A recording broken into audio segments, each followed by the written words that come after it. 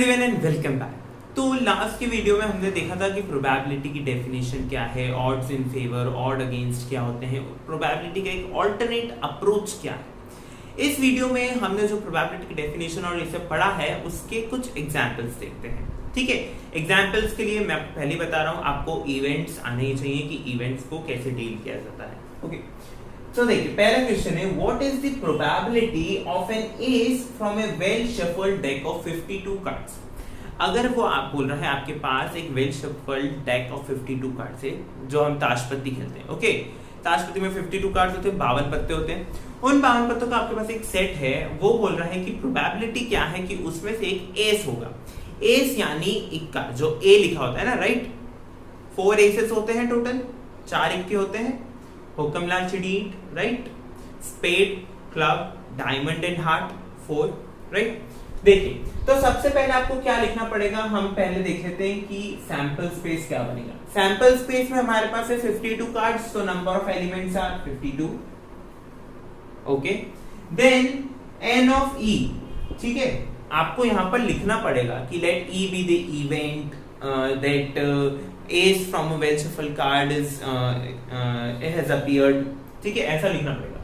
तो n of e in 52 cards में हमारे पास फेवरेबल आउटकम्स कितने हैं?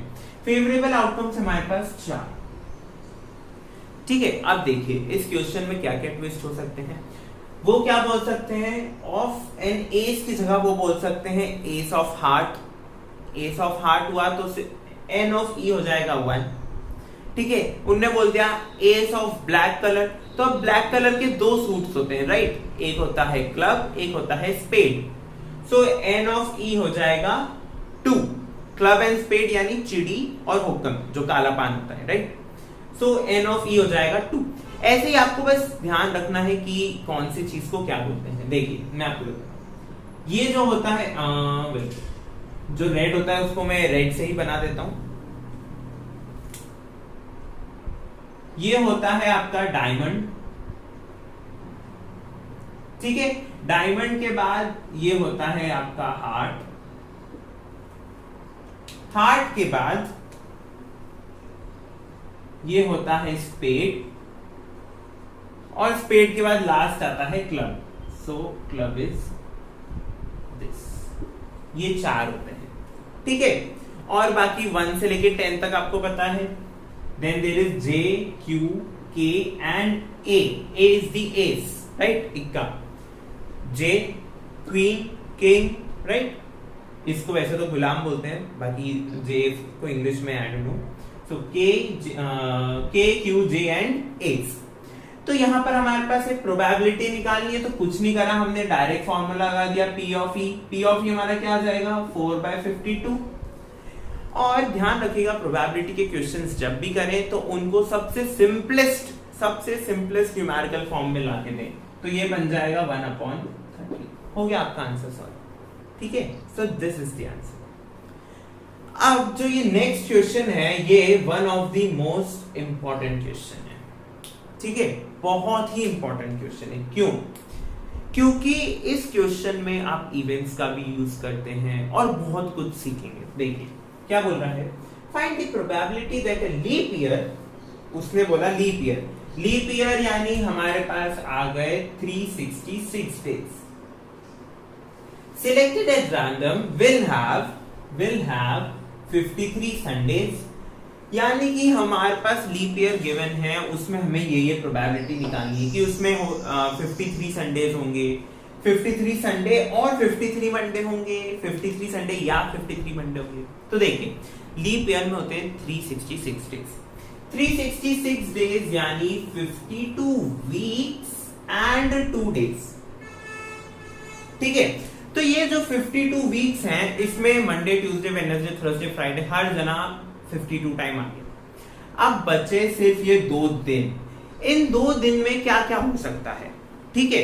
देखिए ये 2 दिन संडे और मंडे हो सकते हैं, ये 2 दिन मंडे और ट्यूसडे हो सकते हैं, ये 2 दिन ट्यूसडे और वेडनेसडे हो सकते हैं, वेडनेसडे और थर्सडे हो सकते हैं, थर्सडे और फ्राइडे हो सकते हैं, फ्राइडे और सैटरडे हो सकते हैं, सैटरडे और संडे हो सकते हैं। इसके अलावा कोई भी कॉम्बिनेशन नहीं बनेगा। क्यों? क्योंकि 2 दिन है, वीक में कॉन्जिक्यूटिव चलता है। तो अगर 52 वीक का लास्ट डे सैटरडे हुआ तो ये जो 2 दिन बचे हैं ये संडे मंडे होंगे। ऐसे ही Monday Tuesday, Tuesday Wednesday, Wednesday Thursday, Thursday Friday, Friday Saturday and Saturday Sunday, right. So इन 2 दिन के लिए आपके पास टोटल पॉसिबल आउटकम्स कितने हुए? 7 पॉसिबल आउटकम्स हैं आपके पास 7। तो ये आपका क्या हो गया? सपोज n ऑफ s हो गया, राइट।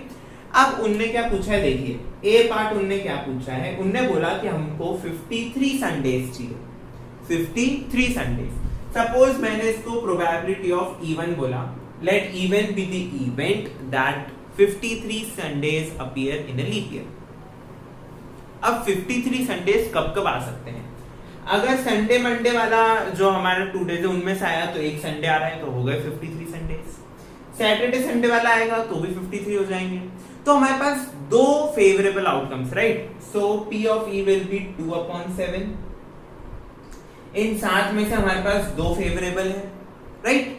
ऐसे जब आप B निकालेंगे, सपोज मैंने उसको P ऑफ E2 नाम दिया, जहां पर E2 क्या है? Event that 53 Sundays and 53 Mondays appear in a leap year. तो 52 तो हो गए। क्यों? क्योंकि 52 वीक्स हैं तो 52 तो सब आ गए। अब बचे हुए यही 2 दिन में हमको देखना है।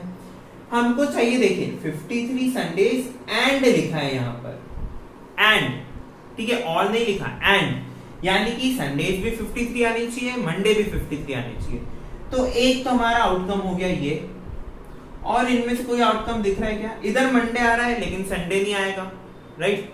ट्यूसडे आ जाएगा तो 53 संडे नहीं हो पाएंगे। फिर इधर संडे आ रहा है लेकिन मंडे नहीं आ रहा है तो 53 मंडे नहीं हो पाएंगे। तो हमारे पास सिर्फ एक फेवरेबल है, तो दिस इज 1/7।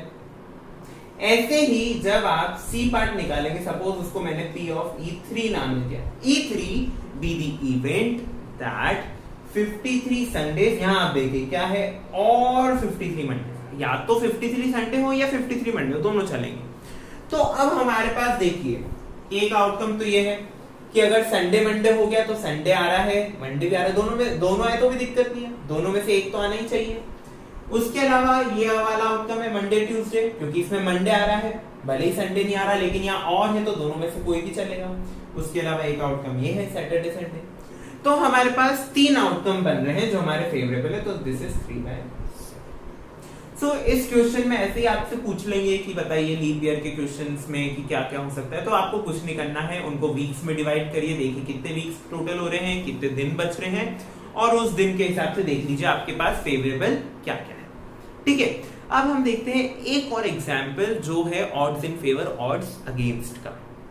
देखिए हमारे पास अगला क्वेश्चन क्या है, one of the 2 events must happen given that the chance of one is 2/3 of the other, find odds in favor of the other।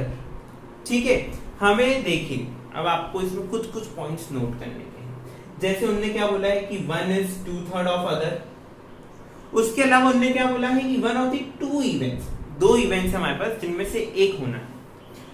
Find odds in favour बोला है, और किसके फेवर में? अदर के फेवर में, ठीक है, फर्स्ट वाले नहीं, सेकंड के बोला है।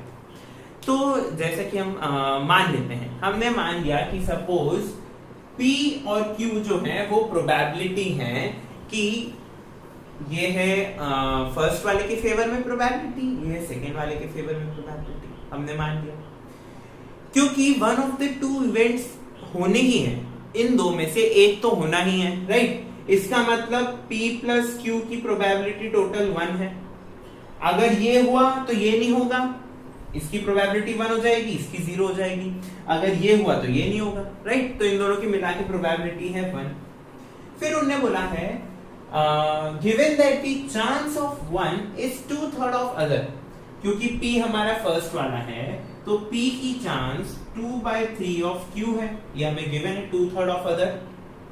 तो कुछ नहीं करिए, ये वैल्यू यहाँ पुट कर दीजिए, क्या बन गया 2/3 of Q plus Q is equal to 1, which implies 5/3 of Q is equal to 1, which implies Q is equal to 3/5। ठीक है, अब ये तो बेसिक एल्जेब्रा है, बेसिक मैथमेटिक्स है, ये मैं आपको नहीं बताने वाला हूँ, ठीक है। आप 11th क्लास में तो ये तो आपको आता ही होगा। Q इज इक्वल टू 3/5 आ गया। क्योंकि मुझे odds in favour odds against का क्वेश्चन है तो मुझे उसी फॉर्मेट में लिखना चाहिए, राइट। So this is 3/3 + 2, 3/3 + 2। ठीक है, देखिए मैंने आपको बोला था Q का फॉर्मूला होता है n/m + n, राइट। लेकिन इसका मतलब ये थोड़ी कि हमेशा n जो है वो ऑड्स अगेंस्ट मतलब फेवरेबल आउटकम ना हो सकता है n किसी इवेंट के लिए फेवरेबल आउटकम ना हो और किसी दूसरे इवेंट के लिए फेवरेबल आउटकम हो, राइट।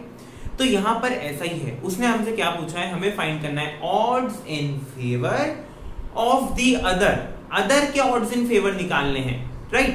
तो देखिए अगर मैं इसको m मान लूं तो ये मेरा m और ये मेरा n।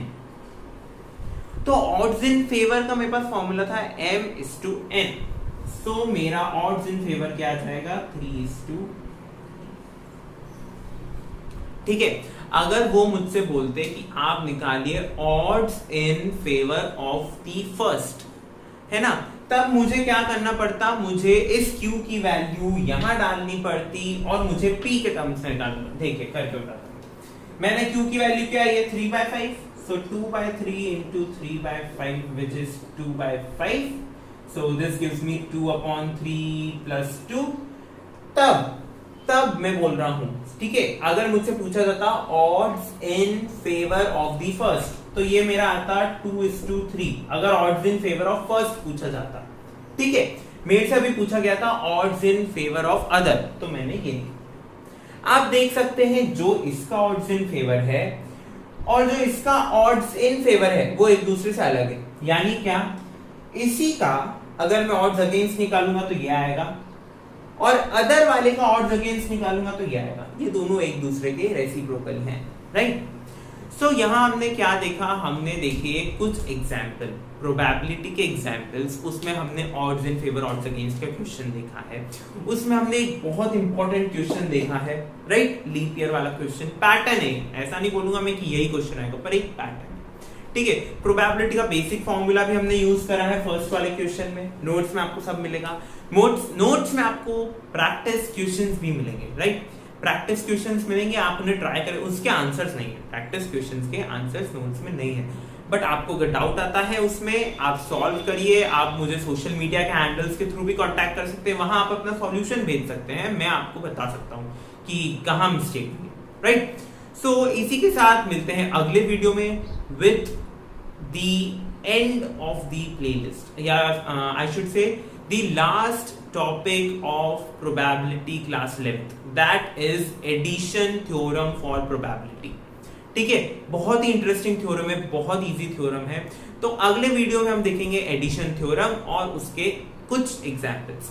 तो मिलते हैं अगले वीडियो में, तब तक के लिए thank you for watching and keep supporting.